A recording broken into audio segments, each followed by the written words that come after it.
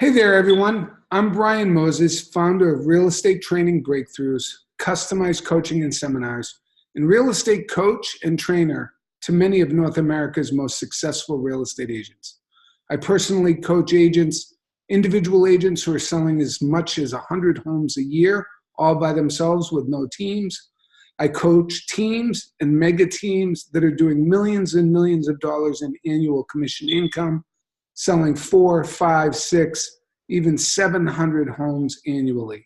So I welcome you to this free little short training session where I want to give you a little taste of what we're doing, some of the distinctions that we've made over the years. And today's topic is qualifying the buyer. You know, there's a right way to do things and a wrong way to do things. And obviously, we want to have rapport with our buyer prospects, with the people that we're talking with. We don't want to break rapport. So one of the biggest mistakes I find real estate agents make is they get a buyer on the phone, whether it's a signed call, an internet lead, or a personal referral, and they start grilling them with questions like, are you pre-approved? Do you have proof of funds? How soon are you looking to buy? Do you have a house to sell? If I found you the perfect house today, would you be in a position to buy it? You know, and if you think about this logically, those questions really would antagonize most people. And I know that's not your intent, but real estate has a lot of disease in it. And I became obsessed with systems and processes. I'd look at how many buyers I'd speak to on a given month. I'd see how many appointments I booked, because let's face it, that's the purpose of the call, right? You speak to a prospect, you want to get face-to-face with them. So I'd measure that, I'd monitor that, and I'd go, you know, that call didn't go so well. What could I have done differently? Well, the first thing that I would suggest is that you hold your qualifying questions until after you've articulated a benefit and given them a reason to meet with you. So once you have them engaged and they see some value in meeting with you, and we'll do future trainings on what that hook is, how to differentiate yourself to get the buyer to meet with you. But once they've agreed to meet with you face-to-face, whether it's at your office, which is my preference, at a coffee shop, or my least favorite preference is at the property that they're not going to buy, that they're not going to like, and we'll do trainings on how to minimize that as well. But whenever you've got the appointment to meet them, here are the qualifying questions I want you to ask, or I would suggest that you ask. A, you're not going to sound like a sleazy salesperson. B, you're going to strategically position yourself as an expert. And C, they've already agreed to meet with you, so it makes sense that they answer some questions. So I'm going to explain the questions that I ask. I think there's 13 in total. If I ask them all, sometimes it's somewhere between 10 and 13 questions. I'm going to show you how to position yourself so you can ask all the questions. And then I want you to think about, if you were able to ask all these questions every time you had an appointment with a buyer, how much more prepared would you be to meet with that buyer? How much more excited would you be to meet with that buyer? And if you're not excited, you probably should cancel the appointment and save both you and the buyer prospect a whole lot of time. So here we go, without further ado. I've got the appointment to meet with the buyer. They've agreed to meet with me, personal referral, sign call, internet lead, doesn't matter. I say, so that I can prepare for when we get together and help you locate the absolute best deals in the marketplace. I'm curious, how long have you folks been looking? Have you seen anything that you like? Has there been anything else that has piqued your interest or that you want additional information on? That is question number one. The reason I ask that, folks, is because I have been burned by not asking that question. I have not asked that question in my early years. The buyer doesn't show up for the appointment. I end up chasing them down, finding out what happened, and they go, oh, we had another property that we called on right after you. We met with that agent. They helped us, and we bought a house. So I can avoid that pain and suffering by asking the right questions in the right order. Now, if there is something that has piqued their interest, that they'd like more information on, you can let them know that you have access to all properties with all companies That way they don't have to deal with any more salespeople. Pretty awesome, right? So you'll not only get the information on whatever it is that caused them to reach out to you in the first place, but you'll go one up and one beyond that, and you'll get them information on anything else that they've seen. So that's question number one. Question number two. Hey, Mr. Prospect, I'm curious, have you physically been out looking at any properties, attended any open houses? If they say no, no problem, I'll move on to question three. If they say, yeah, actually we have, I go, all right, that's fine. There's no harm in that. I'm curious though, if I found you a great, incredible, amazing deal, would that be okay? They're gonna say yes, right? Think about it, put yourself in the buyer's shoes. Have you looked at property with anyone else? Yeah, we went to a couple open houses. Yeah, we got this lady in the neighborhood who's really nice. She shows us anything we want to see. Oh, great, good for you.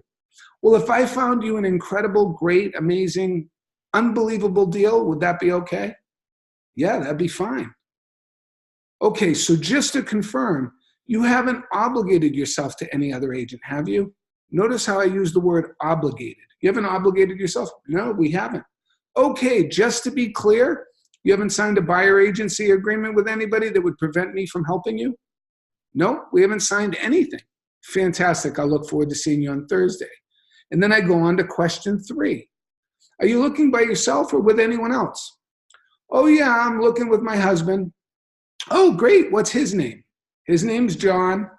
Great. Is there anyone else involved while you're looking at homes?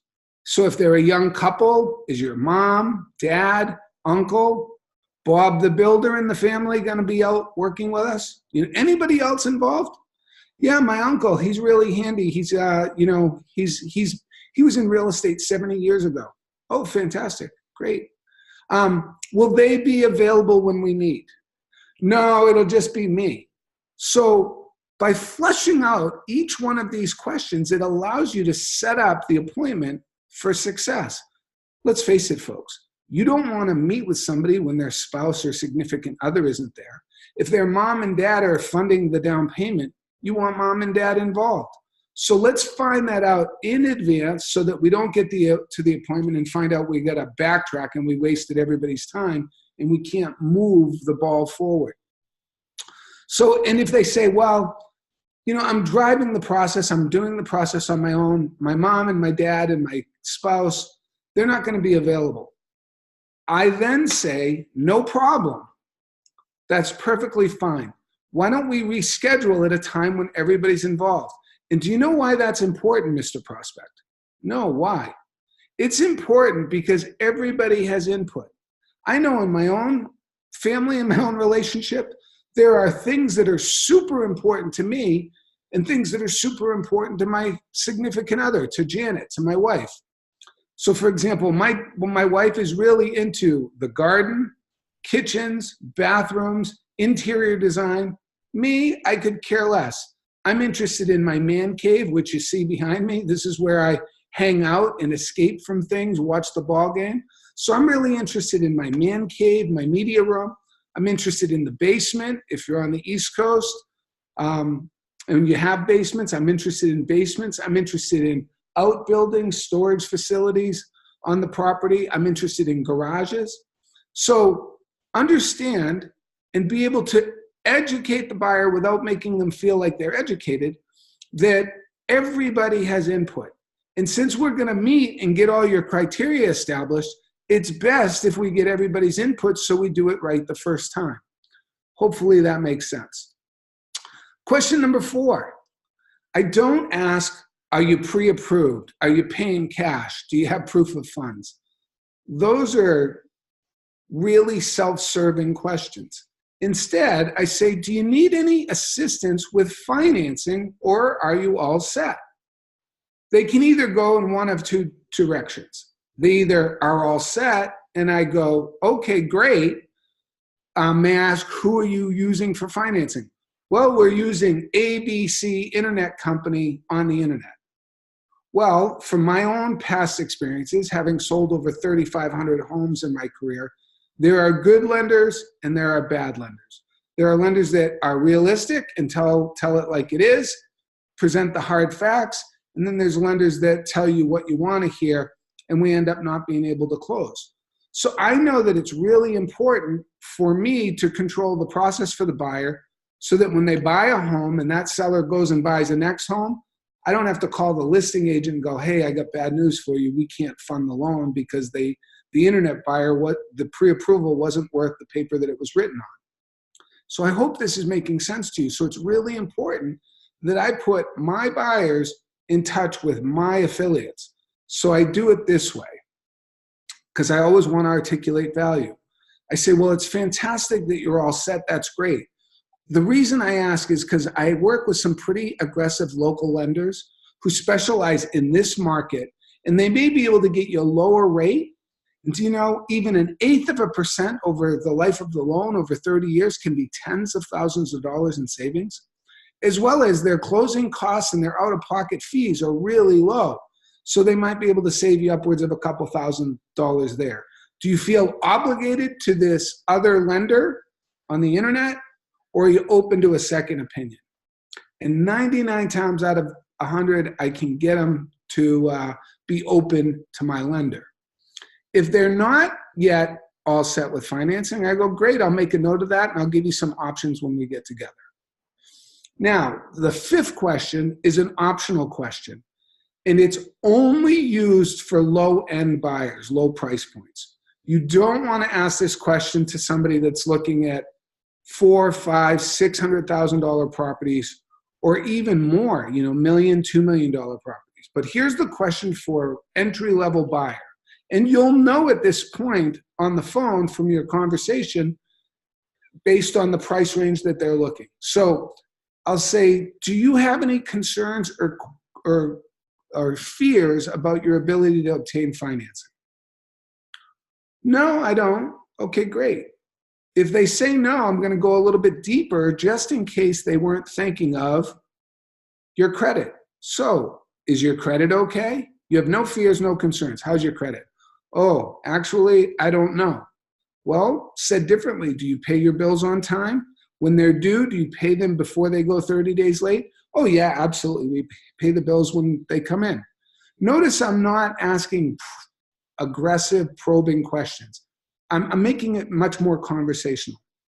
What about down payment? How much do you have set aside for down payment and closing costs? Oh, we have enough, Brian. Okay, what's enough? 2%, 5%, 10%, 20%? Can you give me a ballpark?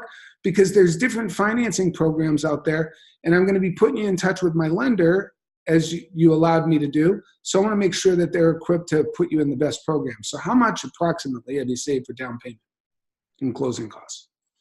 Okay, the next one, have you recently or ever filed bankruptcy? Have you got any outstanding judgments that would show up on a credit report? How long have you been gainfully employed? Are you self-employed?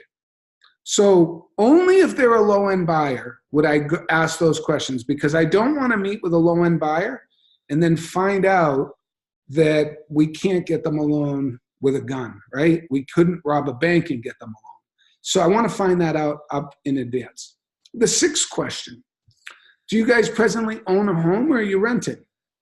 So if they own a home, don't jump ships, but recognize there's a listing opportunity there. So I will offer a market evaluation later at the end of the call if they own a home, and I'll switch the appointment meeting location from my office or the coffee shop to their home. But I want to know if they own a home or if they're renting. And if they are renting, if there's any lease obligations, when does their lease expire? So that, if they say, well, we just signed it and we've got another year. Okay, well, if we were able to get you pre-approved and we found you a great house, are you able to get out of the lease early? Oh, no, we can't. Well, then we want to cancel the appointment. Well, sounds like you guys are stuck. The market's always changing. I'll put a note in my database to call you back in about 8 months and we can start the process then if you're locked in. But if they can get out of their lease, we want to ask that question. Number 7, loose question. If you could wave a magic wand, how soon would you like to move? Now, don't be concerned if they say we're not in any rush. The reason people aren't in any rush is because they don't understand the process. And our whole presentation problem In a future training, we'll show you how to actually get them to be in a rush, right? Little side note, interest rates are rising. Seasonality, market trends are changing. Prices may be going up. So we can motivate and influence them to become in a rush. Last question, not the last question. Question number 8. Do you know where our office is located? No, we don't. Would it be helpful if I emailed you directions to my office along with my contact information? Yeah, that'd be great. All right, let me just confirm all your information. Number 9, I've got your name, your spouse's name, your mom and dad's name, because they're involved in the process. If I'm unable to reach you and I found a really great deal, would it be okay to call your spouse or your significant other? Oh yeah, that'd be great. Janet would be happy to take that call. All right, what's her phone number? So I'm always giving people a reason to answer my question. If I just say, hey, what's your spouse's phone number? Hey, what do you need that for? So you always want to articulate that. Number 10, do you need a reminder call or are we all set? Here's what you don't want to do, folks. You don't want to call a buyer that was all set, planning on meeting with you, and having them forget all the great reasons about the conversation that you had with them 3 days ago and give them an opportunity to cancel. So I'm asking them in the qualifying process, would you like a reminder call or are you all set? In my case, I'm a big boy. You make an appointment with me, it's going in my calendar. I don't need to be reminded. But everybody's different and I want to ask them, what their preference is. And is it okay if I send you a confirmation email a day in advance with directions to our office?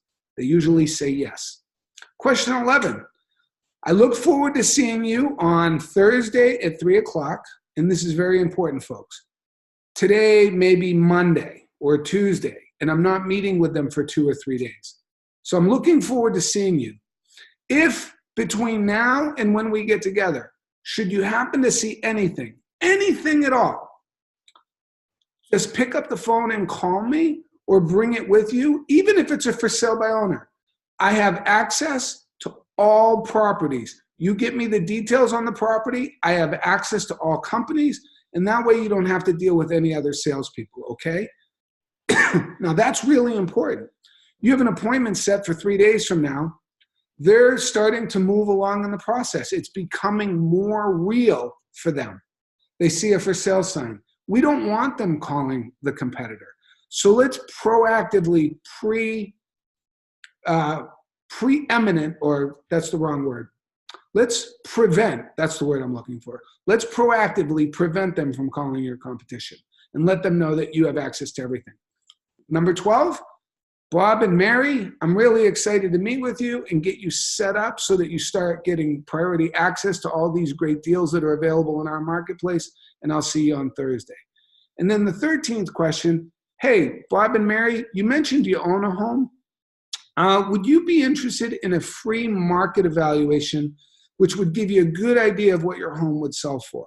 If you'd like, I can bring all my information on available properties as we were going to review, but I can come to your house and also take a look at your property and give you a good idea of what it would sell for. Would that be helpful? So those are my 13 qualifying questions. I hope you enjoyed this training. Every single buyer that I booked an appointment with, I went through that list. My team, I would train people that had no real estate experience. They followed my process. I had agents selling 5, 6, 7 homes their first month in the business. Do you know why? Because they're working with qualified people. They're working with people that have seen some demonstration of expertise and knowledge and that we know what we're doing. And we're asking the right questions. And I'm certain that this will serve you in a really great way. We've got tons and tons of training available for you. My buyer process is all scripted. My listing presentation is all scripted. If you've enjoyed this training at all, if you've picked up a couple of distinctions, if we've connected in any way, go and check out BrianMosesInnerCircle.com and see how you can get access to all these great trainings as a bonus for free just by being part of our Inner Circle member and staying connected and in touch with me. So go visit BrianMosesInnerCircle.com and always be on the lookout for future little trainings. Have a great day. It was a pleasure talking with you. Bye-bye.